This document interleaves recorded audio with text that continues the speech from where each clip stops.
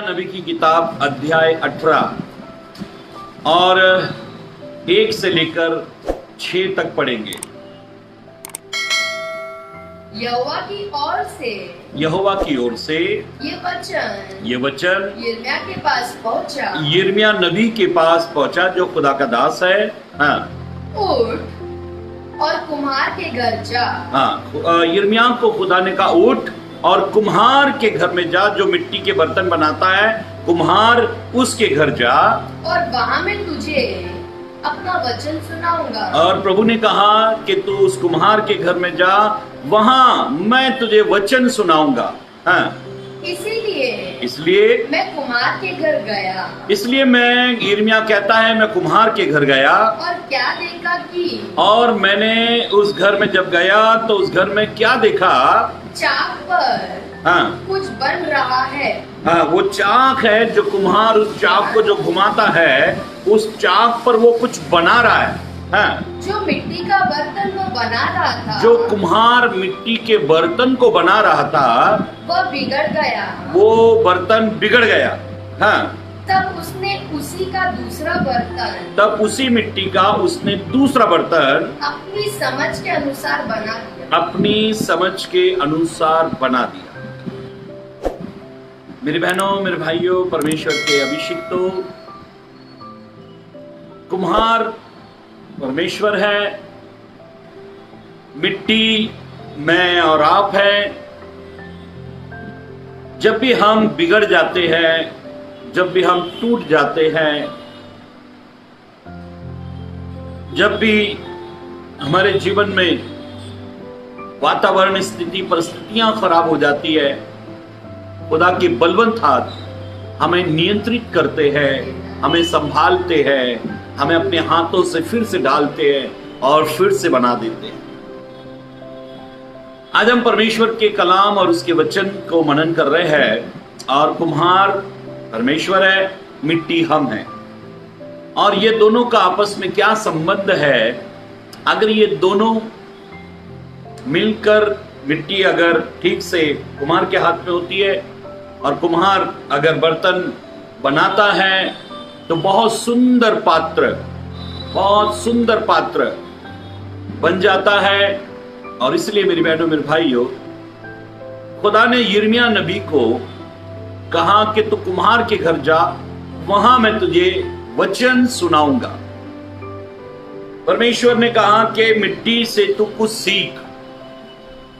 ये सच है मेरी बहनों मेरे भाइयों, परमेश्वर हमें इन दिनों में भिन्न भिन्न रीति से या अलग अलग रीति से कुछ सिखाता है। बहुत चीजें खुदा हमको सिखाता है, बहुत सारी बातें प्रभु हमको सिखाता है। खुदा के कलाम में ऐसा लिखा है, पढ़ेंगे नीति वचन की किताब 6 अध्याय और 6 पद। नीति वचन 6 अध्याय और 6 पद। ए आलसी, हाँ, चींटियों के पास जा। अभी खुदा का कलाम कहता है, हे आलसी, कहां जा? एक आलसी व्यक्ति को सबसे छोटे जीव के पास भेजा जा रहा है, चींटी के पास भेजा जा रहा है। हे आलसी, तू चींटियों के पास जा, उनके काम पर ध्यान दे। हाँ, छोटा सा जीव है, कोई हड्डी नहीं, कोई जरा सा टच कर दे तो वो जीव मर जाए, लेकिन वो भी काम के लिए प्रसिद्ध है। वो भी काम के लिए प्रसिद्ध है, उसका कोई काम है। वो बहुत छोटा है, उसमें किसी प्रकार का कोई शक्ति या हड्डी नहीं है, फिर भी चींटी अपना काम बराबर करती। और जानते हो, आलसी को चींटी के पास भेजा जा रहा है कि उससे सीख। जब तक हम किसी की ओर इशारा नहीं करते, हम कुछ सीख नहीं पाते। अक्सर हमारे माता पिता, मास्टर या चर्च में पास्टर किसी की ओर इशारा करते, देख उसको, देख उससे कुछ सीख। और जब उसकी ओर इशारा करते और उसको देखते तो हम कुछ सीख जाते। एक भांजा, एक लड़का था, अपने मामा के पास रहता था। माँ बीमार थी, संभालने वाला बच्चे को कोई नहीं है, तो माँ ने अपने भाई के पास, सगे भाई के पास शहर भेज दिया। भाई ने, बहन ने भेजा है तो वो रख लिया लड़के को, लेकिन खाने के नाम पर कुछ ही चंद टुकड़े वो दे दिया करता था, थोड़ी बहुत दाल सब्जी रोटी दे दिया उसके नाम पे, कुछ नहीं, और पूरे दिन काम लिया करता था। ये बच्चे की हालत ऐसी दुबली पतली हो गई, बच्चा बहुत कमजोर जैसा हो गया, लेकिन मामा ध्यान ही नहीं देता है। घर पे जा नहीं सकते, माँ बीमार रहती है, घर पे खाने नहीं है, मामा की माँ ने भेज दिया है तो कुछ खाएंगे। एक दिन मामा भांजे रास्ते से जा रहे हैं तो देखा सड़क के किनारे एक मरगिल्ला सा कुत्ता, उसकी हड्डियां निकल रही है, कमजोर सा कुत्ता, उसके बदन पर बहुत कम मांस है, ऐसा खड़ा हुआ है। मामा ने भांजे को बताया, अरे ये कुत्ता देखो मर जाएगा, लगता है इसे खाने को नहीं मिलता है, लगता है इसे खाने को नहीं मिलता, ये कुत्ता कहां रहता है ये? मामा ने कहा, ये कुत्ता रहता कहां है, ये लगता है इसे खाने को नहीं मिलता। तो भांजे ने तुरंत जोर से कहा, मामा लगता है कि ये अपने मामा के घर रहता है, इसलिए इसकी यह हालत है। बच्चे ने बराबर टोनबाजी की, बच्चे ने अपनी घटना मामा को सुना दी। हम किसी ना किसी की तरफ इशारा करके हालात स्थितियों को बता देते हैं कि ये इस वजह से हो रहा है या इस कारण से हो रहा है। बच्चे को एक पिता बार बार कहता है कि देख वो पिंकी की तरफ देख, देख पिंकी की तरफ देख। बच्चा पढ़ाई लिखाई में कमजोर है, वो बार बार कहता है पिंकी की तरफ देख, पिंकी की तरफ देख। और जब साल का फाइनल रिजल्ट आया तो लड़का फेल हो गया, तो पिता ने बहुत चिल्लाया, बोला बेवकूफ तू फेल हो गया, पिंकी को देख, पिंकी को देख। तब ये लड़का जोर से चिल्लाया, हाँ पूरी साल में पिंकी को देखता रहा, उसके चाल चलन, उसकी खूबसूरती, ये सब को मैं देखता रहा, इसलिए मैं फेल हो गया। बाप ने कहा, अरे बेवकूफ, मैं उसके खूबसूरती को देखने के लिए नहीं कह रहा था, वो कितनी इंटेलिजेंट है, कितनी स्मार्ट है, कितनी बुद्धिमान है, कितनी मेहनती है पढ़ाई लिखाई में, तू क्या देख रहा था? बोला मुझे तो आप कहते थे पिंकी को देख, पिंकी को देख, और मैं तो पिंकी को देख देख के फेल हो गया। कई बार हमें इशारा किया जाता उसकी तरफ देख। यिर्मयाह नबी को खुदा ने कुम्हार के घर भेजा और वहां जा और देख। बाइबल ये कहती है, हे आलसी तू चींटियों के पास जा और उनके काम को देख, हाँ, और बुद्धिमान हो, बुद्धिमान हो जा। अगर तू उनके काम को देखोगे तो तुझे बुद्धि मिलेगी। भाई चींटी ऐसा कौन सा काम करती है कि जो इंसान को, आलसी इंसान को बुद्धिमान बना देती है? हाँ, आगे पढ़ेंगे। उनके ना तो कोई न्याय होता है, चींटियों के कोई न्याय नहीं होता। न्याय मतलब उनको आज्ञा देने वाला, ऑर्डर देने वाला कोई अधिकारी, कोई उनके ऊपर राजा, कोई उनका अधिकार, उन पर अधिकार जताने वाला कोई नहीं होता। हाँ, ना प्रधान, ना प्रधान और ना प्रभुता करने वाला, ना तो कोई उनके ऊपर प्रधान होता है, ना ही उनके ऊपर कोई हुक्म या प्रभुता करने वाला होता है। तो भी वह अपना अहे, तब तो भी वो अपना भोजन धूप काल में संचय करती है, धूप काल में जमा करती है। चींटियों को कौन कहता है इतनी धूप में काम करो? कोई नहीं कहता। उनके ऊपर कोई राजा, कोई हाकिम, कोई अधिकारी नहीं होता, फिर भी वो धूप काल में भोजन इकट्ठा करती है। मैं देखता हूं चर्च में कई ऐसे बच्चे हैं, बेचारे बहुत रोते हैं, बोले पास्टर एक गीत का मौका मिलेगा क्या? पास्टर मैं कॉन्गो बजाऊं क्या? बड़े दिलचस्प वो होते हैं, बड़े उत्साहित होते हैं वो बच्चे। मैं अपने चर्च की बात कर रहा हूं। और कई सेवकों के बच्चे इतने महाबदमाश है वो कि जब तक उनमें बाटा कंपनी के जूते ना पड़े तब तक वो ना तो तैयार होते हैं, ना तो उनको कोई दिलचस्पी है, ना तो कभी बाइबल पढ़ते, ना तो कभी प्रार्थना करते हैं। लेकिन सेवकाई के अच्छे से अच्छा खाना पीना, कपड़े, हर चीज उनको मिलती है, लेकिन उनको शर्म नहीं आती कि ये सब कुछ हमें किस वजह से मिलता है। कम से कम उस खुदा के वफादार तो रहे। मैंने गरीबों के बच्चों को, मेरी कलीसिया की बात कर रहा हूं, गरीबों के बच्चों को देखा है, फोन करते, पास्टर मेरे लिए प्रार्थना करो। चर्च में कल मैं एक के घर पे बैठा था, एक का फोन आया, बहुत गरीब बेटी है, इसका फोन आया, बोले पास्टर मेरे लिए प्रार्थना करो, मेरे मुंह में छाले। एक छोटी बच्ची है लेकिन वो दुआ करवाना चाहती है। जो सेवकों के बच्चे हैं वो कभी किसी को फोन करके ये नहीं कहा कि हमारे लिए दुआ कर दो, या आज हमारा एग्जाम है, या पास्टर साहब मेरा आत्मिक जीवन में मैं बढ़ना चाहता हूं, मेरे लिए दुआ कर दो। बेशर्मी की हद होती है। ऐसे मैंने तमाम लोगों को देखा है जिनको समझा समझा कर थक जाते हैं, लेकिन इतने बेशर्म होते हैं कि उनके सर पर जू नहीं रेंगते, कोई काम उनके दिमाग में कोई बात नहीं बैठती। मैं ये उत्साह उन लोगों के अंदर देखना चाहता हूं जो सेवकाई के पैसे से उनका घर चलता है।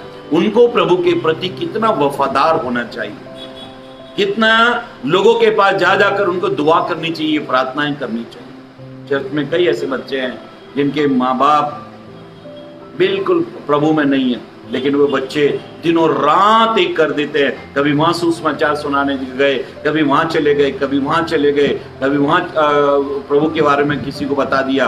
दिनों रात वो एक कर देते हैं। 10, 11, 12 के बाद में वो घर आते हैं। चर्च में कई ऐसे बच्चे, लेकिन जो लोगों के बड़े बड़े अच्छे विश्वासी है, जो घराना पूरा घराना विश्वास में है, उनके बच्चे किसी लायक, किसी काम के नहीं। जब भी इशारा किया जाए समझ जाना चाहिए कि ये क्या कहा जा रहा है। मेरी बहनों मेरे भाइयों, यिर्मयाह को कुम्हार ने कहा जा, परमेश्वर ने कुम्हार को कहा जा। परमेश्वर यिर्मयाह को कहता है कुम्हार के घर जा और वहां मैं तुझसे वचन सिखाना चाहता हूं।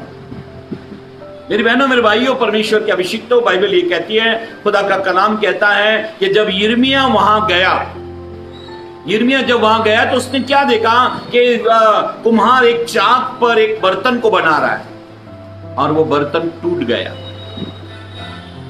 कलाम कहता है, खुदा का वचन ये कहता है कि बर्तन जो है वो टूट गया, और वचन में ये लिखा है तब जब वो टूट गया तो कुम्हार का हाथ आया और कुम्हार ने हाथ लगाया वो चाक पर जिस पर वो बर्तन बनता है।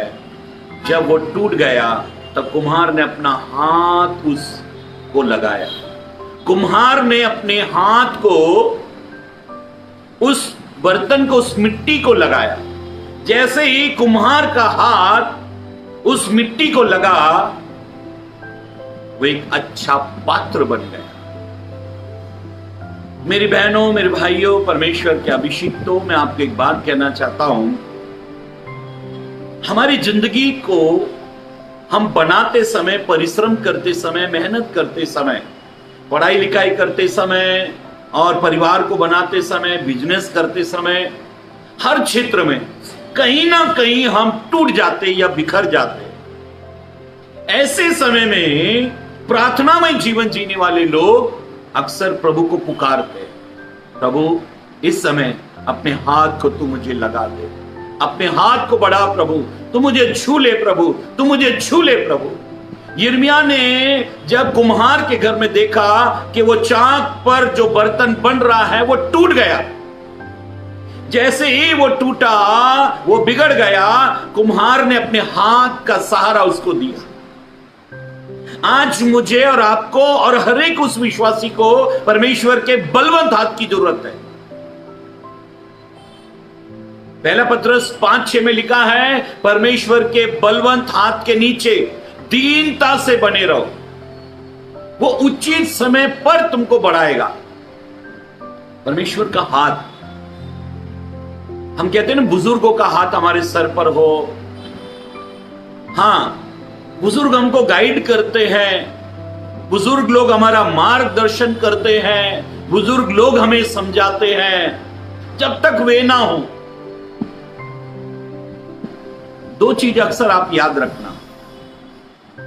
जब भी आप ये कहते हो ना कि मेरी जरूरत सबको है,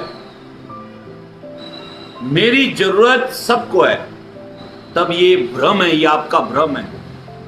और जब आप दूसरी बात कहते हो ना कि मुझे किसी की जरूरत नहीं, ये आपका घमंड है, घमंड। मेरी जरूरत सबको है, मुझे किसी की जरूरत नहीं, भ्रम और घमंड। मिट्टी को ऐसा लगता है कि मैं खुद सुंदर पात्र बन गई, मिट्टी को ऐसा लगता है मैं खुद एक अच्छा पात्र, सुंदर पात्र हूं। जब भी कोई इंसान ऊंचे पद पोस्ट पे चला जाता है, उसको ऐसा लगता है ये सब कुछ मेरी काबिलियत की वजह से हुआ है। लेकिन ये उसकी काबिलियत की वजह से नहीं, इसको खुदा ने इसको हाथ लगाया। जब ये बिखर रहा था, जब ये टूट रहा था, तब जैसे कुम्हार ने मिट्टी को हाथ लगाया, वो पात्र बन गया, वैसे कई जगह पर प्रभु ने हमको हाथ लगाया। जानते हो अपनी सफलता का श्रेय किसको देना चाहिए? अपनी सफलता का श्रेय खुदा को देना चाहिए, प्रभु को देना चाहिए। कहना चाहिए प्रभु आपने मुझे बनाया है। कई लोग कहते हैं अगर मेरी पत्नी ना होती, अगर मेरा पिता ना होता, अगर मेरा भाई नहीं होता, अगर मेरा चाचा अंकल मौसी ना होती, तो मैं जिंदगी में कुछ बन नहीं पाता। लेकिन जानते हो एक अदृश्य हाथ में, वो खुदा का हाथ जो अदृश्य है, जो दिखाई नहीं दिया, जब भी हम गिरे, जब भी हम टूटे, जब भी हम बिखरे, उसने अपने हाथ का सहारा हमें दिया और हम बन गए, एक सुंदर जिंदगी बन गई, एक सुंदर पात्र बन गए, एक अच्छा बर्तन बन गए। मेरी बहनों मेरे भाइयों, बाइबल ये कहती है, खुदा का कलाम कहता है, पढ़ो भजन 119 और 73 पद पढ़ो। भजन संहिता 119 और 73, 73 पद। Psalms chapter 119 verse 73। तेरे हाथों से मैं बनाया, तेरे हाथों से मैं बनाया और रचा गया हूं। और रचा गया। दाऊद ने अपनी जिंदगी का श्रेय, मुझे किसने बनाया, मुझे राजा किसने बनाया? दाऊद भली भांति जानता था कि वो तो चरवाहा था, चरवाहा। जब पिता ने उसको योग्य नहीं समझा कि जब शमूएल नबी अभिषेक करने के लिए घर में आया, तो पिता का काम यह था कि वो अपने सभी बच्चों को यहां खड़ा कर दे, अपने सभी बच्चों को घर में रखे। लेकिन पिता ने सोचा ये तो चरवाहा है, ये तो जानवरों के बीच में रहता है, ये अभिषेक के लायक नहीं है। और इसलिए बाइबल ये कहती है कि ईशे ने अपने सभी पुत्रों को शमूएल के सामने खड़ा किया सिवाय दाऊद के।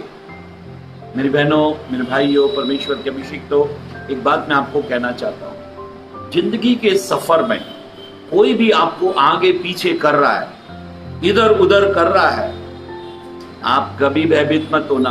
आप कभी इस बात से डरना मत कि मेरा प्रमोशन कोई और ले जाएगा, मेरी कामयाबी कोई और ले लेगा, इस मकान को और इस नौकरी को, इस बिजनेस को, मेरी सफलता को, मेरे सक्सेस को कोई और ले लेगा। अगर किसी इंसान ने आपको इधर उधर कर दिया है, लाइन से हटा दिया है, अगर आपको सफलता की लाइन से किसी इंसान ने हटाया है, तो आप डरे नहीं, घबराए नहीं। मेरे बहनों मेरे भाइयों, पवित्र ग्रंथ बाइबल कहती है कि शमूएल थक गया एक एक लोग का इंटरव्यू लेते हुए। तब ईशे से पूछा, क्या तेरा कोई और बेटा है? क्योंकि खुदा ने इन सब को रिजेक्ट कर दिया है। तो कहा, हाँ, मेरा एक और बेटा है जो चरवाहा है, जो जानवरों के बीच में रहता है। शमूएल ने कहा, उसे बुला ला। और एक स्पेशल इंटरव्यू हुआ। जानते हो इंटरव्यू किसने दिया? सीधा डायरेक्ट परमेश्वर ने डायरेक्ट शमूएल से बात की। कभी कभी हम प्रमोशन लेटर, कौन सा लेटर लेके आते हैं? सिफारिश पत्र, सिफारिश के पत्र को लेके आते हैं, इसका उसका लेटर लेके आते हैं, सब लेटर फेल हो जाते हैं। लेकिन खुदा ने डायरेक्ट शमूएल से कहा, यही है बालक, यही है वो लड़का जिसको तुझे अभिषेक करने के लिए मैंने भेजा है। मेरे बहनों मेरे भाइयों, दुनिया ने अगर आपको असफलता की लाइन से अगर हटा दिया गया है, अगर आपको इधर उधर कर दिया गया है, आपका जो हक था वो आपको अगर नहीं मिला है, जो आपको चीज मिलनी चाहिए थी अगर नहीं मिली है, आप घबराए नहीं, आप निराश ना हो, आप भयभीत ना हो, खुदा आपको वो चीज देने जा रहा है। अपने हाथ को वो आपको टच करने जा रहा है, अपने हाथ से वो आपको बनाने जा रहा है। वो उसका हाथ आएगा और वो आपको बना देगा। दाऊद बादशाह ने भजन 119 और 73 पद में क्या कहा, दोबारा पढ़ लेंगे। तेरे हाथों से मैं बनाया और रचा गया हूँ, मुझे समझ दे कि मैं तेरी आज्ञाओं को सीखूं। तेरे हाथों से मैं बनाया गया और रचा गया हूं, तू ही मुझे समझ दे। मेरी बहनों मेरे भाइयों, पवित्र कलाम, पवित्र वचन यशा नबी की किताब में हम ऐसा पढ़ते हैं।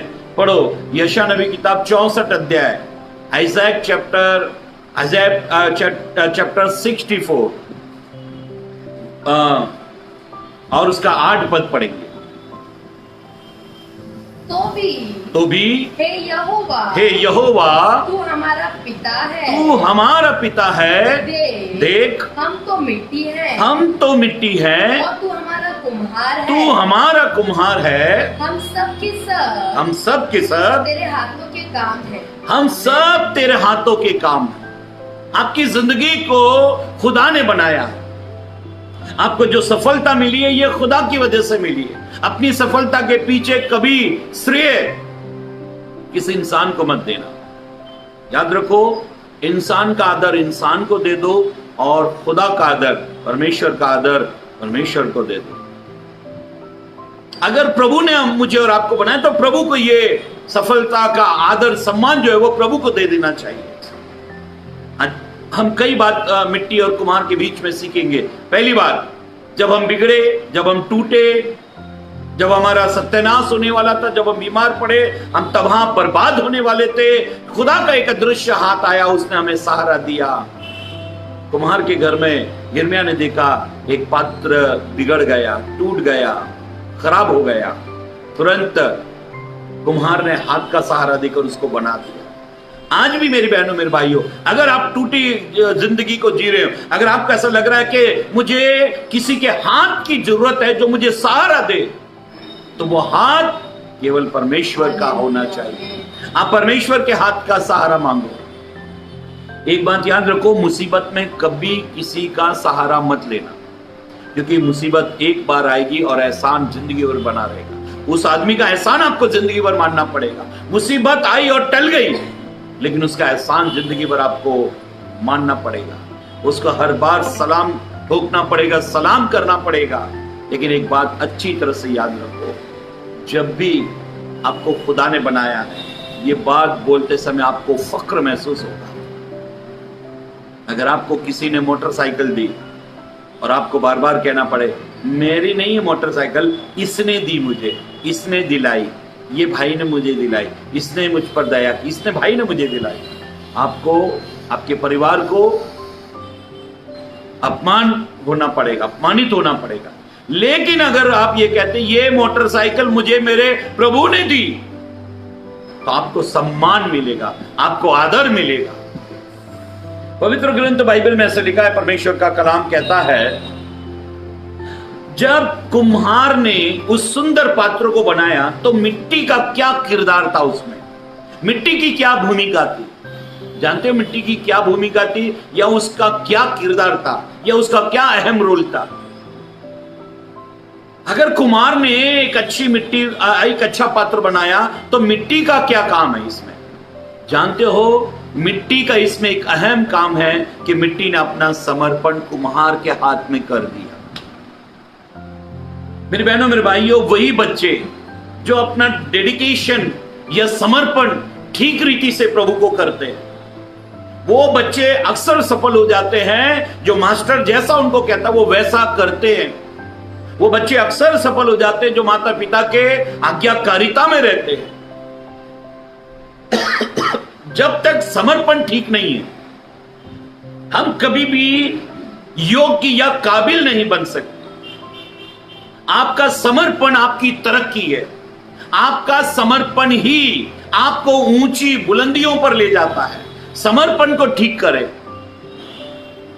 आप कभी कभी ये सोच रहे होंगे मेरे अंदर ये पाप, ये पाप, ये पाप, ये पाप। मैं दावे के साथ कहता हूं, आप अपने अंदर से एक भी पाप नहीं निकाल सकते। अपनी एक भी गलती को आप सुधार नहीं सकते। आप कुछ नहीं कर सकते।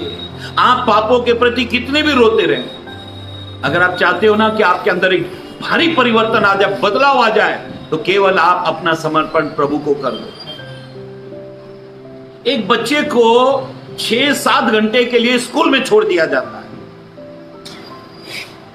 वो बच्चा जो अनपढ़ की स्थिति में उस स्कूल में जाता है, बुद्धिमान, काबिल और योग्य बनकर उस स्कूल से निकलता है। उसने अपना समर्पण कर दिया। जब आप अपने आप को समर्पण करोगे, ठीक से आपका समर्पण होना चाहिए। प्रभु को अपना जीवन ठीक से दे दो।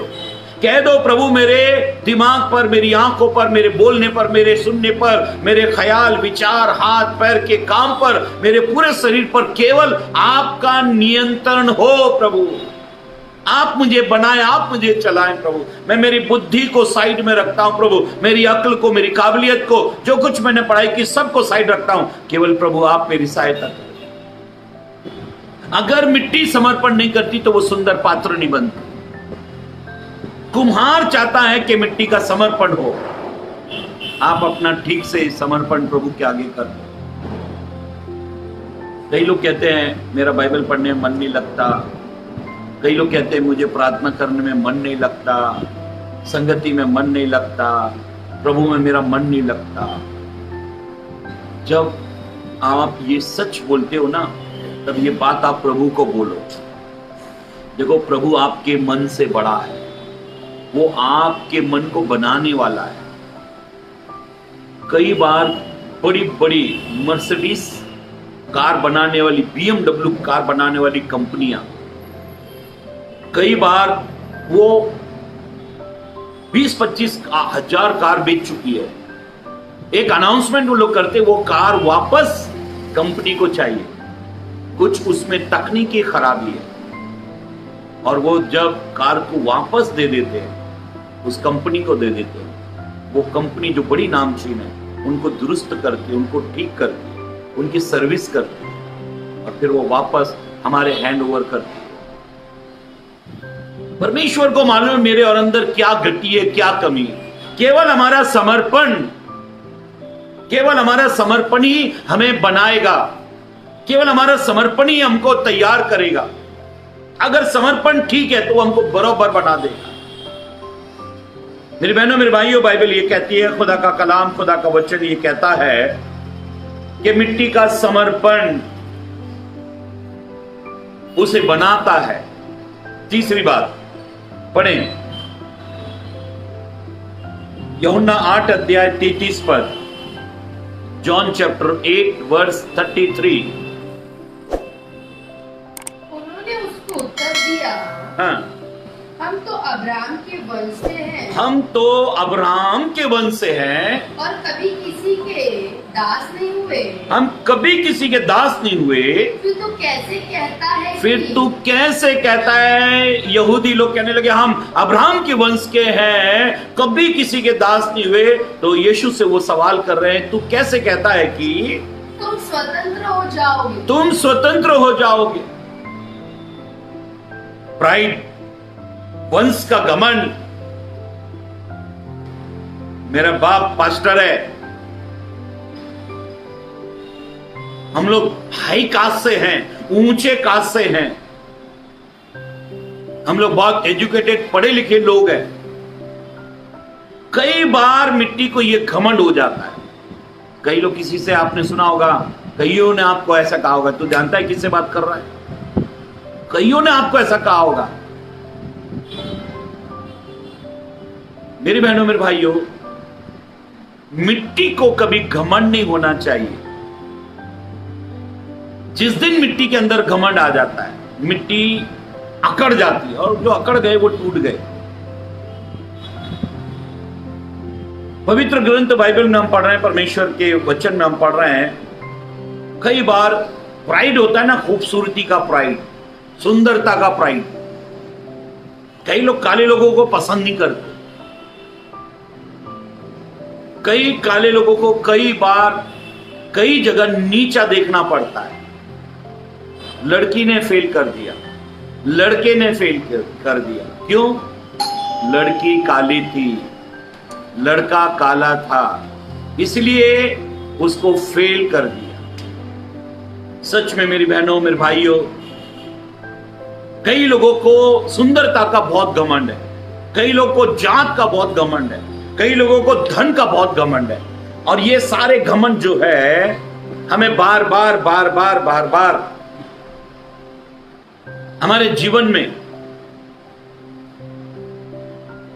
खुदा के हाथ में आने से रोकते।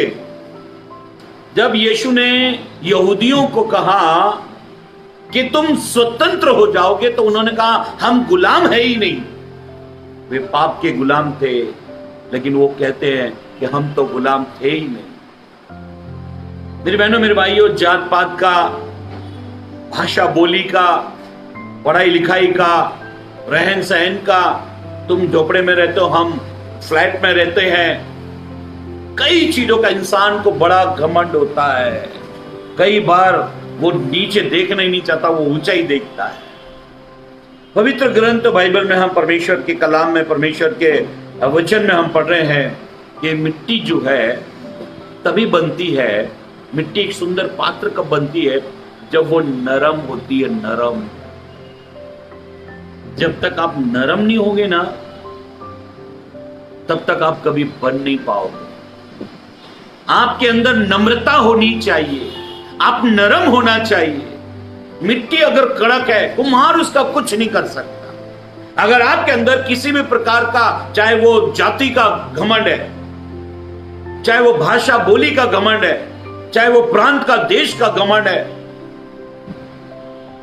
चाहे वो पढ़ाई लिखाई का घमंड है, चाहे वो सुंदरता का घमंड है, आप कभी बन नहीं पाओगे। खुदा, अगर आप चाहते हो कि खुदा आपको बनाए, तो सबसे पहले ये सारे घमंड अपने अंदर से दूर हो जाए। ये घमंड का मतलब है कि मिट्टी के अंदर जब नरम होती मिट्टी, मतलब उसके अंदर पानी डाला है, वो नरम हो जाती है। नरम मिट्टी ही कुछ बन सकती है, कड़क मिट्टी कभी कुछ नहीं बन सकती। कुम्हार सबसे पहले जब मिट्टी को लाता है तो उस पर पानी डालता है, और ये पानी से वो नरम हो जाता है। पवित्र आत्मा आपको नरम करता है, पवित्र आत्मा आपको कोमल करता है, पवित्र आत्मा आपको झुकना सिखाता है, पवित्र आत्मा आपको ऐसी स्थिति में लाता है जैसे आप फ्लेक्सिबल हो जाओ। पवित्र ग्रंथ बाइबल में परमेश्वर के काम में हम पढ़ रहे, परमेश्वर के वचन में हम पढ़ रहे हैं कि हर स्थिति में, हर परिस्थिति में प्रभु हमें नरम बनाता है, ताकि ये नरम बनकर हम खुदा के लिए तैयार हो। जब तक मैं और आप नरम नहीं बनते, नम्रता हमारे अंदर नहीं आती, हम कुछ नहीं बन सकते। जानते हो, जो व्यक्ति झुककर चल रहा है ना, समझ लो ये बहुत ऊंचाई पर जाने वाला है, क्योंकि सीधे रास्ते पर अकड़ से चला जाता है, लेकिन पहाड़ पर झुककर चला जाता है। जो आदमी झुककर चल रहा है, तो समझ जाना ये आदमी बहुत ऊंचे पर जाएगा। जो आदमी नम्र हो गया ना, तो समझ लेना ये बहुत टॉप पर जाएगा। ये इसको कोई नहीं रोक सकता। आप जितने नम्र होंगे ना, आपको उतनी तरक्की मिलेगी। ये सफलता का मैं सीक्रेट्स आपको रहस्य बता रहा हूं। आप ऑफिस में, स्कूल में, कॉलेज में, पड़ोस में, मित्रों में, दोस्तों में, जहां कहीं भी है, आप नम्र होना चाहिए। देखो, आपको अगर आगे बढ़ना है ना, अगर आपको सफल होना है, तो बहुत नम्रता अपने अंदर लाओ। सबसे पहले अपने चेहरे पर एक स्माइल लेकर आओ। जब आप एक स्माइल लेकर आते हो ना, एक मुस्कुराहट लेकर आते हो, आप लोगों के दिल को जीत लेते हो। आप लोगों के दिल को जीत लेते हो। हमारे पास में सबसे डेंजर कुत्ता है, बहुत खतरनाक कुत्ता है। अभी 3-4 दिन पहले पास्टर सूरज प्रेमानी हमारे घर पर आए, और वो बोले, डॉग वो है क्या, जैक है क्या? हमारे कुत्ते का नाम, डॉग का नाम जैक है, जैक। तो उन्होंने पूछा जैक है? मैंने हाँ। देखा तो वो सामने ही है, तो उसको बांध दिया, ये बैठ गए। लेकिन वो इतना घुर्रा घुर्रा के उनके ऊपर आ रहा, काटने को, और वो डर गए। बोले, सूरज प्रेमानी ने बोला, पास्टर इससे दोस्ती करने के लिए क्या करूं मैं? इससे मेरी दोस्ती हो जाए, इसके लिए मैं क्या करूं? मुझे एक घटना याद आई। एक राजा ने अपने नौकर को 10 खूंखार कुत्तों के आगे पिंजरों में डालने का हुक्म दिया। उसने कहा, मालिक मेरी एक गलती हुई, बस मुझसे एक चूक हो गई, आप इसके लिए मुझे माफ कर दो, क्योंकि 80 साल, मैं 80 साल का हूं। जब मैं इस महल में आया, राजा के महल में आया, तब वो कहने लगा कि मेरी उम्र नाम मात्र 11-12 साल की थी। 11-12 साल की उम्र से आज मैं 80 साल का हूं, मैं आपकी सेवा कर रहा हूं। एक गलती के लिए आप मुझे खूंखार कुत्तों के पिंजरे में डाल रहे हो। राजा ने कहा, रूल बाय रूल तुमको उस कुत्ते के पिंजरे में जाना पड़ेगा। और वो कुत्ते इतने खूंखार थे, वो हड्डियां को चबा जाते थे, खा जाते थे। इसने कहा, ठीक है, अगर आप मुझे भेज रहे वहां तो ठीक है, लेकिन मुझे 10 दिन का मोहलत दो, 10 दिन के बाद में आप मुझे डाल देना। राजा ने कहा, 10 क्या, तुम 1 महीना ले लो, लेकिन तुमको कुत्ते के पिंजरे में डाल देंगे। उसने कहा, नहीं नहीं, बस मुझे 10 दिन दे दो। राजा ने कहा, ठीक है, 11वें दिन तुमको उस खूंखार 10 कुत्ते जो जिस पिंजरे में रहते उसमें डाल दिया जाएगा। उसने बोला, ओके सर। ऐसा हुआ कि 11वें दिन, 10 दिन हो गए, 11वें दिन जब इस बुजुर्ग को कुत्तों के पिंजरे में डाला गया तो कुत्ते इसको चाट रहे, इसको प्यार कर रहे। राजा खड़ा हुआ है, ये कुत्तों को क्या हो गया? ये तो पिंजरे को थोड़ा ही खोलते थे कि वो अंदर खींच लेते थे और बोटियां बोटियां नोच लेते थे, आधा घंटे में एक आदमी को खा जाते थे। ये कुत्तों को क्या हो गया? ये आराम से जाकर बैठ गया। 10 कुत्तों को ये बड़ा प्यार कर रहा है, वो इसको चाट रहे, वो इसको गोद में लौट रहे, प्यार कर रहे। राजा ने इसको बाहर बुलाया, पिंजरा बंद किया। ये खतरनाक कुत्ते इतने प्यारे कैसे बन गए? इस व्यक्ति ने कहा, राजा साहब आपसे मैंने 10 दिन की मोहलत मांगी थी। बोला, हाँ हाँ। जानते हो 10 दिन मैंने क्या किया? बोला, क्या किया? ये कुत्तों से मैंने 10 दिन प्यार किया। हाँ मैं जानता हूं ये खतरनाक है, लेकिन पहले दिन मैं पिंजरे के बाहर से बड़े प्यार से इनको बुलाता था, लेकिन वो खुखार होकर उत्तर देते थे। मैं इनको पिंजरे के बाहर से वो इनके लिए भोजन फेंकता था, इनके लिए खाना फेंकता था, लेकिन ये घुर्राते थे। इनका घुर्राना, इनका भौंकना, इनका चिल्लाना 3-4 दिन लगातार रहा। 5वें दिन से इनके अंदर नम्रता आने लगी। उन्हें मालूम पड़ गया ये हमारा वेल विशर है, ये हमारा शुभ चिंतक है, ये हमसे प्रेम करता है, हमारे लिए खाने को लेकर आता है। बस राजा साहब 6ठे दिन तो मैं पिंजरे में हाथ डालकर इनको इनके शरीर को सहलाने लगा, धीरे धीरे सहलाता था। ये मेरे हाथ को चाटते थे। 7वें दिन मैं पिंजरे में गया और पिंजरे में मैंने इनको भोजन कराया। धीरे धीरे 3 दिन के अंदर परिवर्तन आया, मैं इनका दोस्त मित्र बन गया। ये खतरनाक कुत्ते भी प्रेम को, प्यार को, अपनों को जानते हैं। ऐसा हुआ कि जब हम किसी से बार बार मिलकर एक नम्रता, एक सहानुभूति, एक प्रेम को प्रकट करते हैं, तो मेरी बहनों, मेरे भाइयों, जानवर भी प्रेम को समझ लेते हैं कि ये मेरा वेल विशर है, ये मुझे हानि नहीं पहुंचाएगा, लेकिन ये मुझसे प्यार करता है। जितना आप नम्र बनोगे उतना प्रभु आपको ऊंचा उठाएगा। और अगर आप नम्र नहीं बने और ऊंचे उठ गए तो धड़ाम से नीचे गिरोगे। फिर आपको पूछने भी नहीं कोई आएगा कि आप कैसे गिर गए। सच में मेरी बहनों, मेरे भाइयों, मिट्टी जब तक नम्र नहीं होती वो कुछ नहीं बनती। आप जितने नम्र बनोगे आप कुछ नहीं, बहुत कुछ बन जाओगे। फिर मिट्टी को गीला किया जाता है। गीलापन जो है ये प्रेम को दर्शाता है।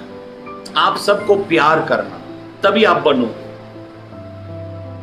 आपके ट्यूशन में, स्कूल में, कंपनी में, कारखाने में, आपके आस पड़ोस में देखना कोई बीमार है क्या?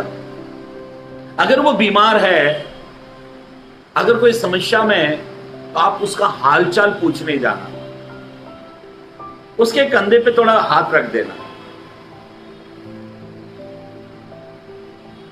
उससे हमदर्दी के 2 शब्द बोलना। अगर वो एडमिट है तो अस्पताल में एक नारियल पानी लेकर चले जाना। मैं कहता हूं मेरे बहनों मेरे भाइयों, ये 40 रुपए का नारियल पानी लेकर आप गए और आपने बड़े प्यार से उससे मुलाकात की, हमदर्दी के 2 शब्द कहे, देखना ये 40 रुपए का कर्ज वो आपको एक शानदार दावत देकर चुकाएगा। वो एक बड़ी शानदार पार्टी में आपको बुलाएगा। और ये लोग हैं, जब मैं बीमार था, जब मैं परेशान था, तन्हा था, इन्होंने हमदर्दी का हाथ मेरे ऊपर रखा, इन्होंने प्रेम का हाथ मेरे ऊपर रखा। जानते हो, जब आप मुसीबत में होते हो और कोई आपसे मुलाकात करे तो वो तो एक स्वर्गदूत के समान होता है कि देखो मेरे दुख में ये व्यक्ति आया है, मेरी तकलीफ में ये व्यक्ति आया है।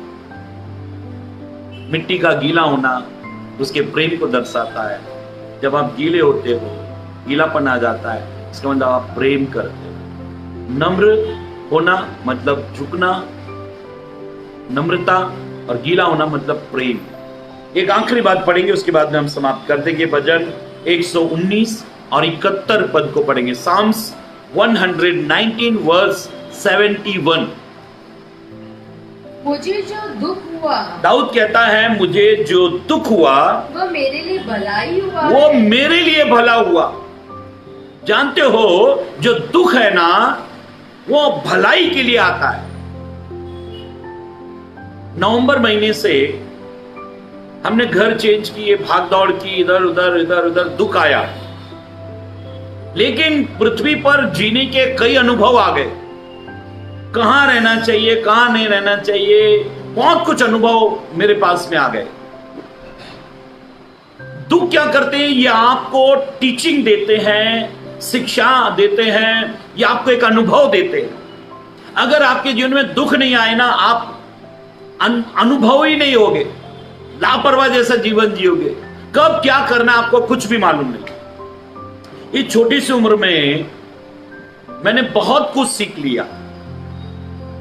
दुख जब भी आते वो आपको बहुत कुछ सिखा के जाते। जितने दुख आएंगे आप अपने जीवन में उतना अनुभव वाला जीवन जिएंगे, उतना आपके पास में एक्सपीरियंस रहेगा। दाऊद ने कहा जो दुख मुझ पर हुआ वो मेरे लिए भला हुआ। जानते हो, मिट्टी के लिए दुख यानी कि आग। जब मिट्टी के बर्तन को आग में रखा जाता है तभी वो पक जाता है।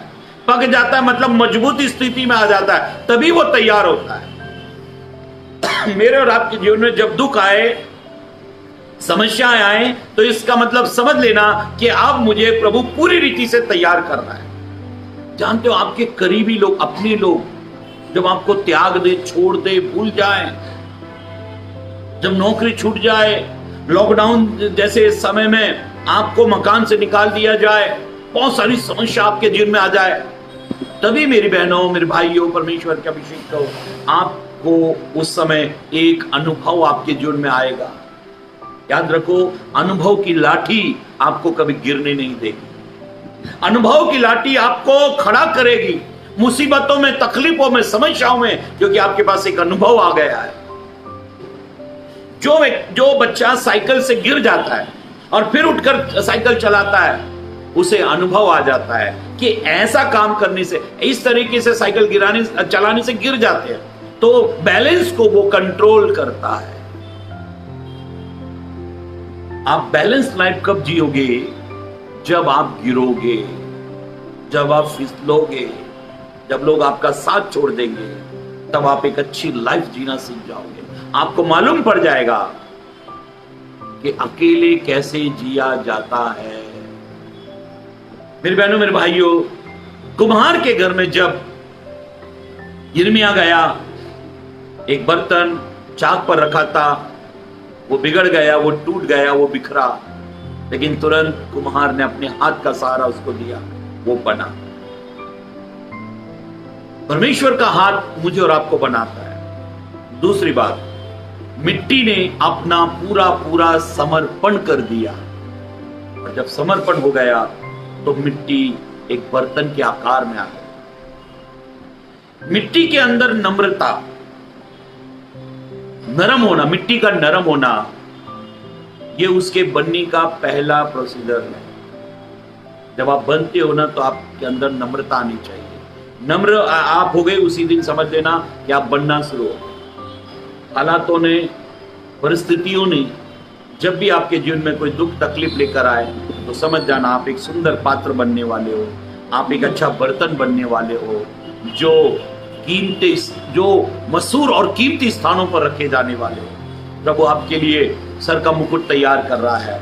इन दिनों में आप अपने पैर के छालों को ना देखें, क्योंकि आपके पैर के छाले आपके सर के लिए मुकुट तैयार कर रहे हैं। इसलिए मेरी बहनों, मेरे भाइयों, परमेश्वर के अभिषिक्त हो, जितनों ने भी आज के कलाम को, वचन को सुना है, प्रभु उनको ब्लेस करे, आशीष करे, और प्रभु का अनुग्रह आपके ऊपर बना रहे।